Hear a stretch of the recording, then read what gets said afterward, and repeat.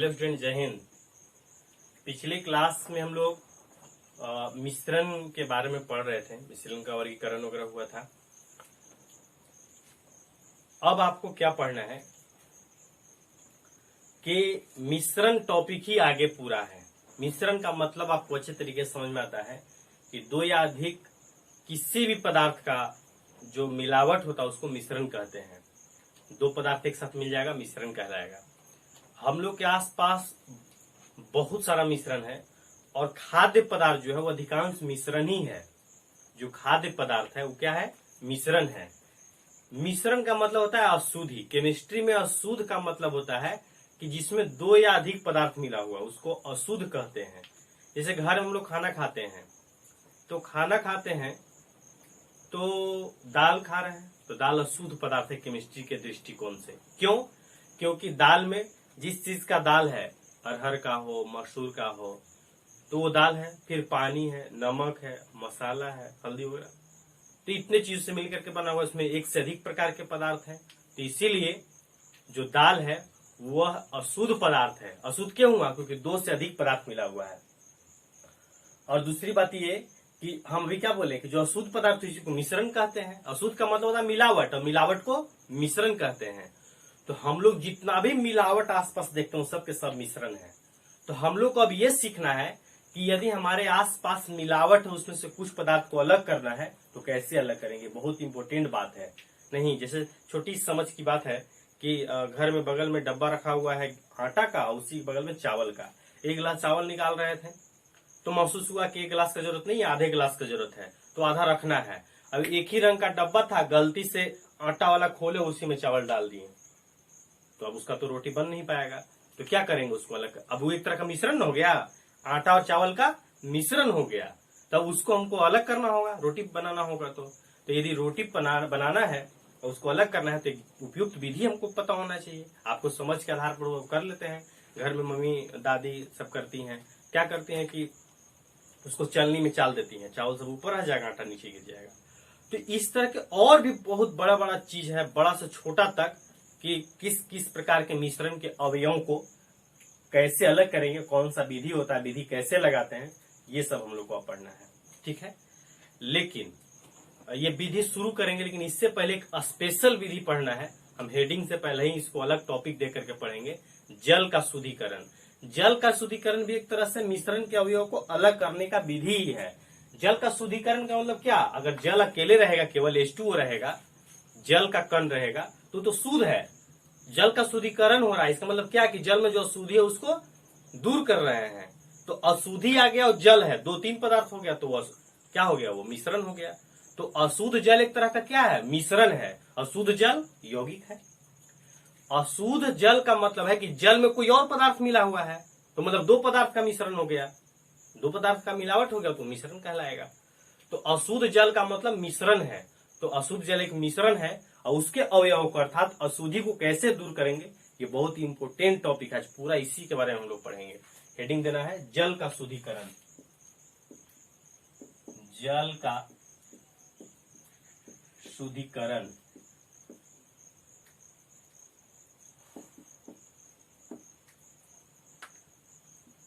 Purification of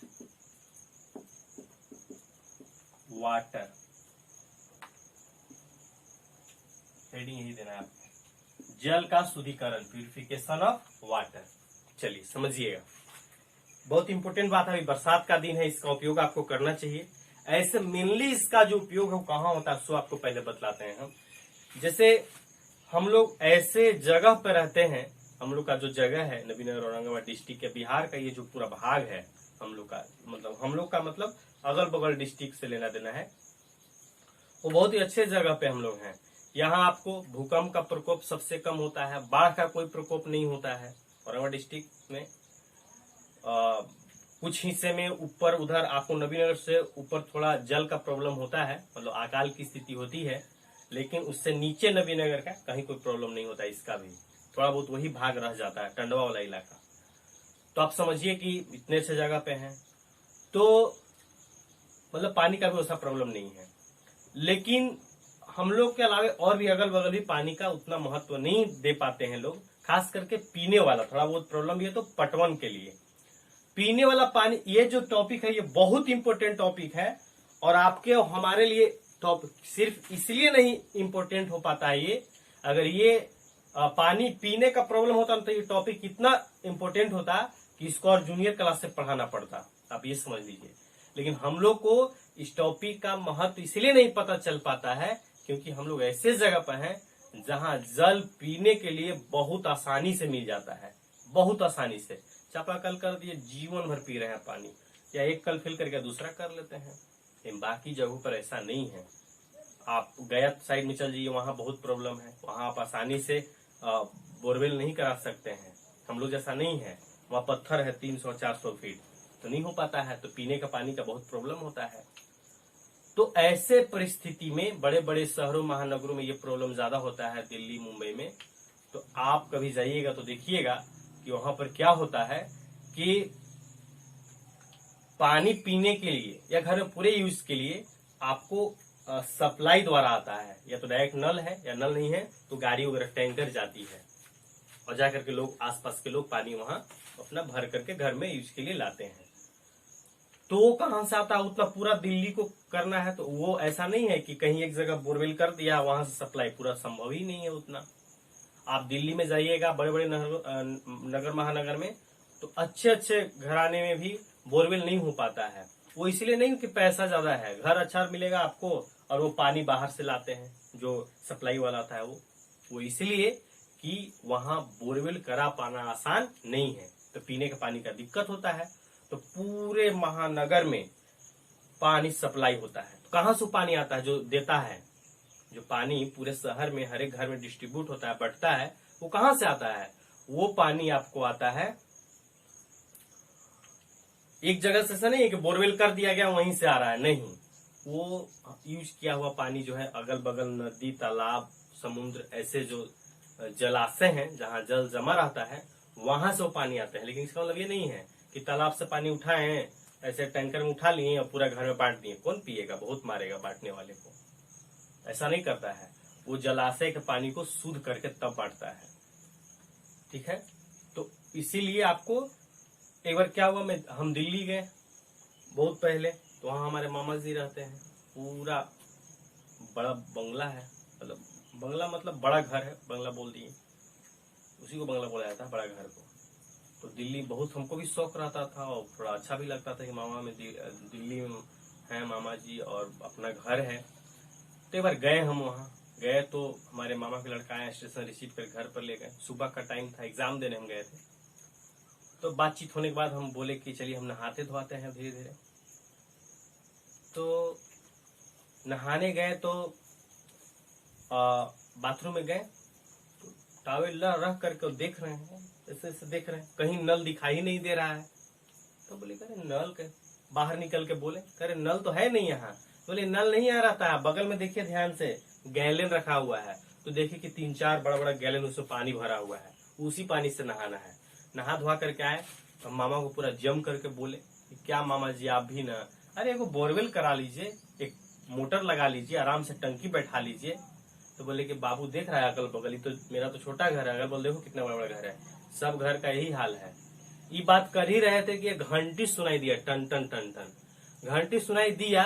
तो मामा जी हमको बोले भी नहीं कि रुको, बोलते बात कर ही रहे थे, अचानक हमारे मामा जी और मामा जी के तीनों लड़के दोनों हाथ में 2-2 गैलन लेकर के दौड़ते हुए निकल गए।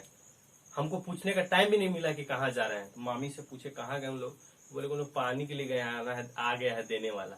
तो जब वहां पानी मोहल्ले में आता है तो घंटी बजाता है, सब लोग दौड़ता है पानी के लिए। ये परिस्थिति होती है। तो हम लोग को ये जानना है कि पानी आखिर आता कहाँ से है। ऐसा नहीं कि एक जगह बोरवेल करा दिया गया है वहां से पानी निकल करके सप्लाई हो रहा है, ऐसा नहीं होता है। क्या होता है कि अगल बगल समुद्र वगैरह है, तालाब है, नाली का भी पानी, नाली मान लीजिए की है, तो आप देखें हैं ध्यान से, नाली है आपके गांव का, आप देखिएगा अगल बगल, तो उसका ऊपर वाला जो पानी हो बिल्कुल अच्छा लगता है, अच्छा दिखता है, नहीं लगता है कि नाली का पानी है। क्या होता है तो उसमें जो अशुद्धि है वो नाली जहां जाकर के अस्थायी होता है, रुकता है, बड़ा सा तालाब जैसा जो बन जाता है, तो उसमें आप देखेंगे पानी स्थिर हो जाता है। स्थिर पानी जो है वो धीरे धीरे उसमें प्रोसेस होता है, थिराना बोलते हैं, थिराना एक ऐसा प्रक्रिया है, थिराना विधि आप लगाए हैं। थिराना विधि क्या है, इससे पहले चर्चा करते हैं। थिराना क्या है? थिराना विधि होता है, आप सब लोग किए हैं, बता रहे हैं थिराना क्या है।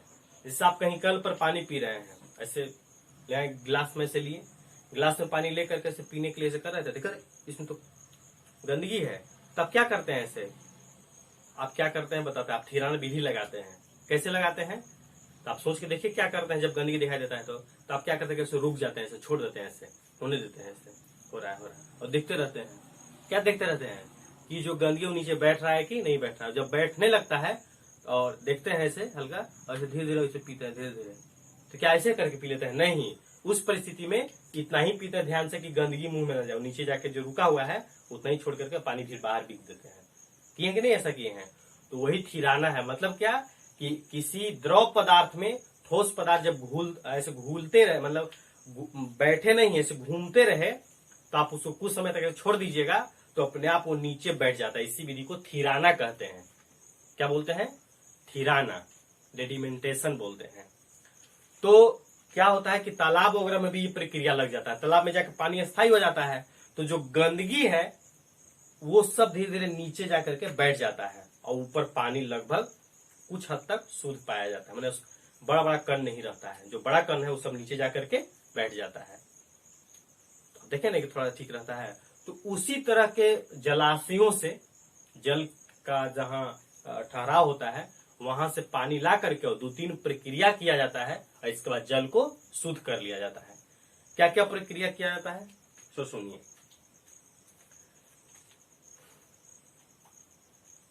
देख लेते हैं एक बार रिकॉर्डिंग हो रहा है कि नहीं हो रहा है।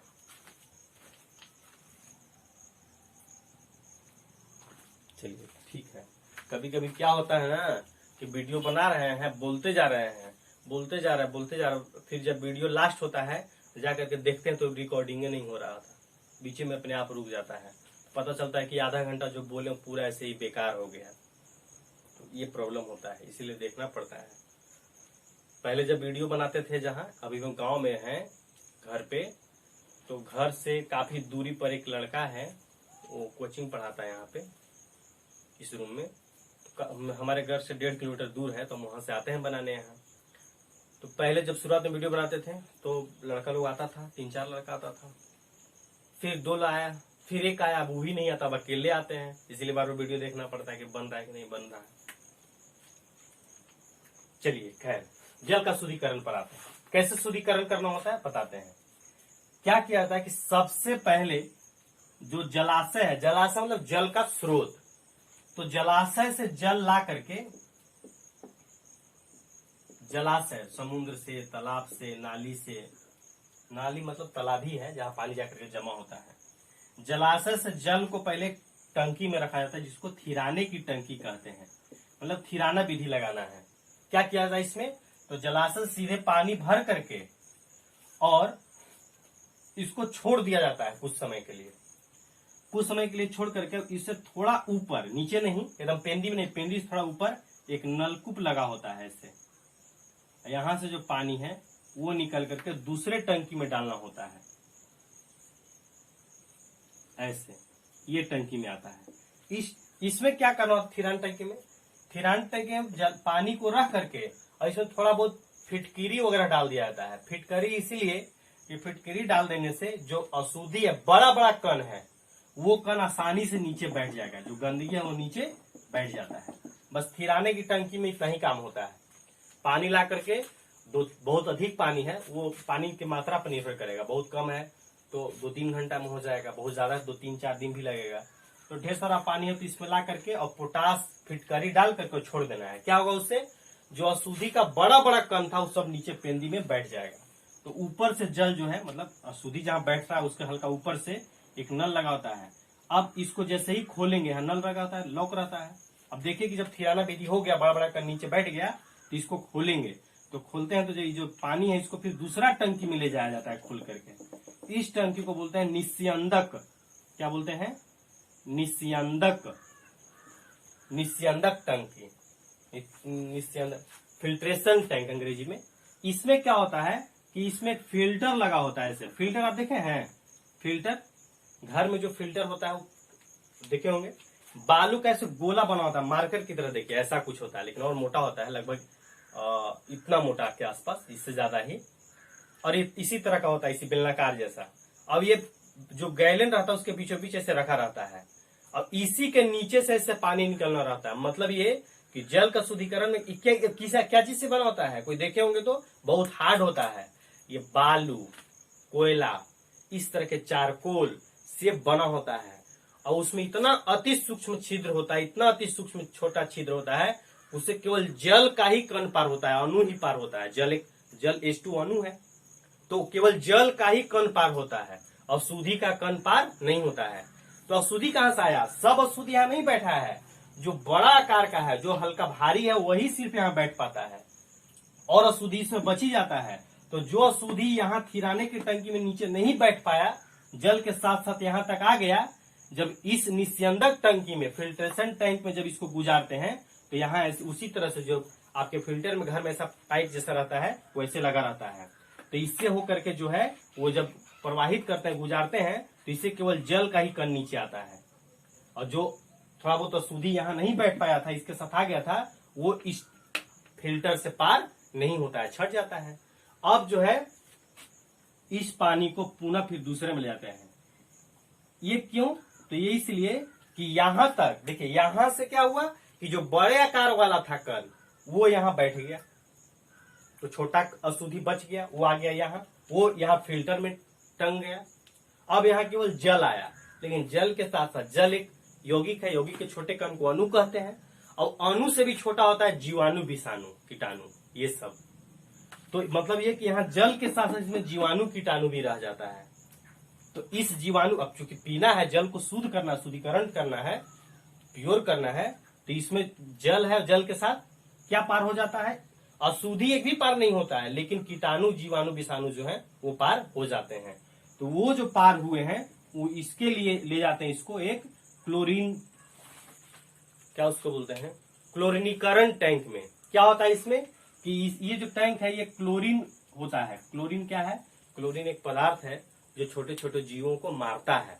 तो इसमें क्लोरीन मिला रहता है इस टैंक में। जैसे ही इसमें ये क्लोरीन का डब्बा अलग से लगा होता है, और इसमें ऐसे जुड़ा रहता है, ऐसे जैसे ही खोलेंगे तो इसमें Cl2 प्रवाहित होगा, क्लोरीन।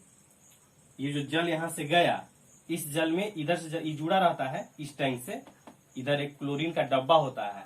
जैसे ही इसकी नीब को ऐसे खोलेंगे, बटन खोलेंगे, इसमें से क्लोरीन निकल करके अब इसमें आएगा। अब इसमें क्लोरीन आएगा तो जो जीवाणु, विषाणु था, वो सब के सब नष्ट हो जाएगा, समाप्त हो जाएगा, मर जाएगा, जल बिल्कुल शुद्ध हो गया। अब यहाँ से जो है, यहाँ से पाइपलाइन द्वारा, यहाँ बोले ना कि गाड़ी में भर करके जैसे भी टैंकर में, यहाँ से शुद्ध जल जो है वो पीने योग्य हो जाता है। ये पूरा प्रोसेस को भी इसी को हमको पढ़ाना है। लेकिन आप एक बात ये भी समझिएगा कि जरूरी नहीं है कि ये जो है ऐसा प्रोसेस सब रहेगा तभी होगा। आप इस जल के शुद्धिकरण टॉपिक को आप घर पर भी हम आपको बतला देंगे तो कर सकते हैं आप। जैसे देखिए, अभी मान लीजिए हम आपको बता दें कि आपको पानी अचानक है वो बरसात में होता भी है, पूरा पानी जो है लेयर वो ऊपर आ जाने के कारण क्या प्रॉब्लम होता है कि कल जो है वो गंदा पानी देने लगता है, तो डायरेक्ट पीजिएगा तो हानिकारक है। तो कैसे उसको शुद्ध करना है? तो आपको थिराना विधि लगाना है। थिराना विधि के लिए क्या करना है? तो आपके घर में जो भी बर्तन है, बाल्टी है, तसला है, कोई भी कंटेनर है, उसमें आप पहले पानी चला करके रख दीजिए। अगर 5 लीटर का है तो लगभग आप 2 से 3 घंटा छोड़ दीजिए। 2-3 घंटा छोड़ दीजिएगा तो उसमें से जो बड़ा अशुद्धि होगा, बड़ा कण वाला, वो सब के सब नीचे बैठ जाएगा। तो आप धीरे धीरे उसको दूसरे बर्तन में ट्रांसफर कर लीजिए, धीरे धीरे, ठीक है, दूसरे बर्तन में। और सबसे नीचे वाला को छोड़ देना है, मतलब ऐसे गिरा रहे हैं तो ऐसे तक नहीं गिराना है, धीरे धीरे ऐसे ऐसे ऐसे करके ऊपर तक ही गिराना है, मतलब नीचे जो बैठा हुआ है उसको नहीं आने देना है। अब फिर क्या करना है कि और दूसरे बर्तन की व्यवस्था करके, और ये जो फिल्ट्रेशन, अगर आपके घर में फिल्टर नहीं है तो फिल्टर काम क्या करेगा, कोई भी सूती कपड़ा, धोती वगैरह जो होता है, उस कपड़े से जो पानी आप दूसरे बर्तन में रखे हैं उसको फिर से, माने एक बार तो क्या करना है कि कल से पानी चला करके ऐसे ही छोड़ देना, तो थिराना विधि लग गया। फिटकरी नहीं भी डालेंगे तो काम चलेगा, अगर घर में रहेगा तो डाल देंगे। अब ऊपर से उसमें से पानी निकाल करके और ये फिल्ट्रेशन निस्यंदक टंकी का काम क्या करेगा, फिल्टर का काम क्या करेगा, जो घर में धोती कपड़ा सूती कपड़ा होगा वो। और अब उसमें अगर जीवाणु वाणु उससे भी पार हो जाते हैं, जो धोती का कपड़ा हम जो बोल रहे हैं सूती कपड़ा, उससे भी जीवाणु कीटाणु पार हो जाते हैं। तो उसके लिए अब क्या करेंगे, तो आपके घर में क्लोरीन नहीं है तो क्या कीजिए, उसको गर्म कर दीजिए। तो गर्म कर दीजिएगा तो छोटा जीव बेचारा क्या होगा, मर जाएगा। तो उसको ठंडा करके आप पी सकते हैं आसानी से, बिल्कुल शुद्ध जल हो गया। चलिए इतना हम लोग समझ लिया। अब लिखना है आपको जल का शुद्धिकरण।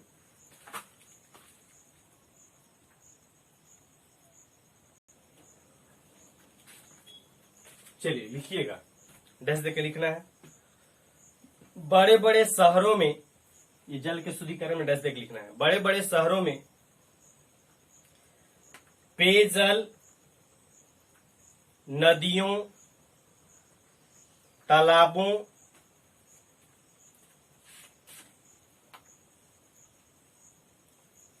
समुद्रों, झीलों इत्यादि से प्राप्त किया जाता है। यह जल शुद्ध नहीं होता है, बल्कि इसे शुद्ध करने के लिए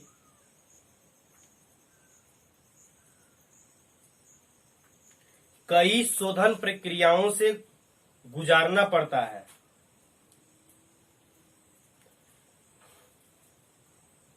ये प्रक्रियाएं इस प्रकार हैं,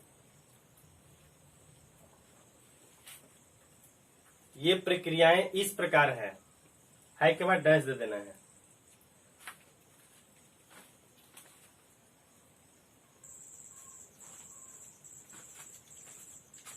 सुनिए, क्या आपको प्रॉब्लम इसमें होगा, फिगर बनाना है, उल्लेख लिखा है ना अभी, है के बाद डैश देने के बाद, तो डैश देने के बाद एक फिगर बनाना है, एक चैन वाला फिगर है।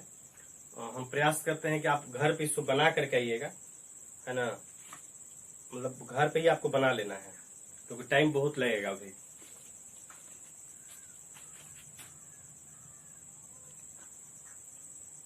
देखिए चिन्ह रहा है, ये फिगर है, यही है लिखा हुआ। पहला है जल, लिख करके उधर अंदर जल डाला जा रहा है खिराने की टंकी में। नीचे गंदगी बैठा हुआ है जिसको तलछट कह रहे हैं, फिर बगल में है। इसी तरह से आपको अच्छे तरह से बना लेना है। वो लास्ट वाला टंकी में जो है वो देखिए कि क्लोरीनीकरण टंकी है ना, बगल में क्लोरीन का सिलेंडर लगा हुआ है, वही सिलेंडर से क्लोरीन आता है, जीवाणु मर जाता है। उसी टंकी में लास्ट वाला में पेयजल हो जाता है, मतलब जल जो है पीने योग्य हो जाता है। ठीक है, आपको इसको बना लेना है, बाकी अगले क्लास में पढ़ते हैं। धन्यवाद।